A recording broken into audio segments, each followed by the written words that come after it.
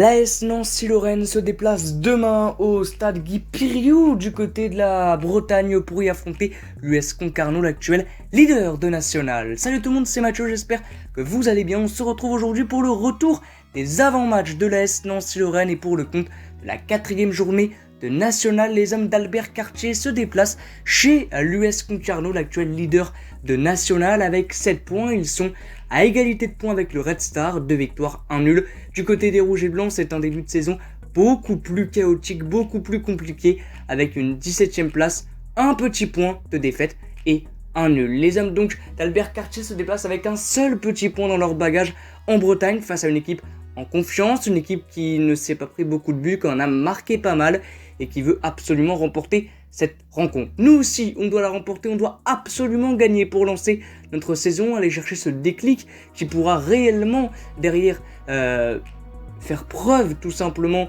de positif dans les rangs anciens. Il faut gagner donc demain, gagner avec un groupe un petit peu différent que celui du début de saison. Pas d'Alexandre Cropanese, l'actuel capitaine, pas de Baptiste Aloé, tous deux blessés. 3 jeunes, Tayo, Ben Hamada et Clément Lernaud, et également donc un groupe de 18 joueurs et non 16, même si ça change pas grand chose vu qu'il y en aura 2 qui ne seront pas sur la feuille de match car en national c'est que 16 joueurs. Donc ça va être un match compliqué bien évidemment parce qu'on joue contre une équipe en confiance, nous on ne l'est pas, et il y a des choses positives bien sûr à retenir de ces 3 premier match, c'est l'envie déjà des joueurs, ils mouillent le maillot, vraiment il n'y a pas trop de soucis là-dessus.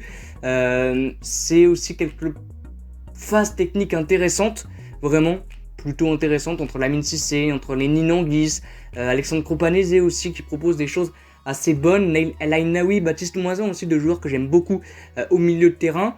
Donc ça, c'est un positif. Bien sûr, il y a des choses négatives, le fait qu'on a le ballon, qu'on va vers l'avant mais qu'on n'arrive pas à inquiéter plus que ça le gardien adverse. C'était le cas contre Dunkerque, c'était le cas lors de la deuxième mi-temps contre Orléans. Donc compliqué, bien évidemment. Il y a eu l'arrivée de Thomas Robinet il y a quelques heures, donc ça c'est intéressant et ça pourrait peut-être régler le problème. Mais voilà, on s'était enflammé au second Young l'année dernière, ça n'a absolument pas fonctionné. Mais bon, on va bien sûr laisser la chance à l'ancien Sochalia, en tout cas sur le papier c'est une bonne arrivée. Donc ça va être un match compliqué bien évidemment, on verra la composition d'Albert Cartier, il ne devrait pas avoir beaucoup de changements, même si bien sûr il y en aura, vu qu'il faut remplacer Baptiste Aloé, ça devrait être Lucas Pellegrini qui joue à sa place, et pas d'Alexandre Cropanese, donc peut-être un trio offensif devant Diafra Sakho, Lénine Anguis et Lamine Cissé, ou alors un Alexis Giacomini en numéro 10 comme il l'avait remplacé lors du match contre Dunkerque. Voilà, donc moi je pense que ça va être vraiment un match compliqué. Je pense que voilà, Concarneau va avoir confiance vraiment avant ce match bien évidemment, et donc va garder le ballon, va tenter d'inquiéter l'AS Nancy-Lorraine. Mais voilà, nous faut qu'on soit aussi costaud défensivement parce que contre Dunkerque on n'a pas encaissé beaucoup d'occasions, 3-4, il y en a eu 2 qui ont été au fond, sur des erreurs défensives, surtout le deuxième, donc ça faut faire attention aussi. Maintenant voilà, faut tenter surtout, en fait, gros point négatif depuis le début de saison, c'est qu'on n'arrive pas à faire un match entier. Contre Bourg-en-Bresse, c'est la première mi-temps qui est intéressante, la deuxième plus compliquée. Contre Orléans, la deuxième est bonne, la première catastrophique. Et contre Dunkerque, c'est le contraire. Deuxième catastrophique, première bonne. Donc il faut que les deux soient intéressantes. Voilà. Maintenant, dans l'envie, comme je l'ai dit, il n'y a pas grand-chose à dire.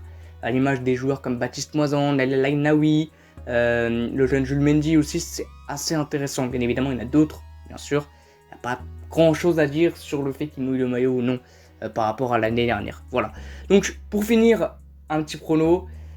Allez, on va se mouiller et je vais vous dire une victoire de l'AS Nancy-Lorraine 2-1 demain parce que une victoire déjà c'est chaud, mais en plus sans se prendre de but, on va pas non plus exagérer. Donc je vois une victoire de l'AS Nancy-Lorraine 2-1 demain.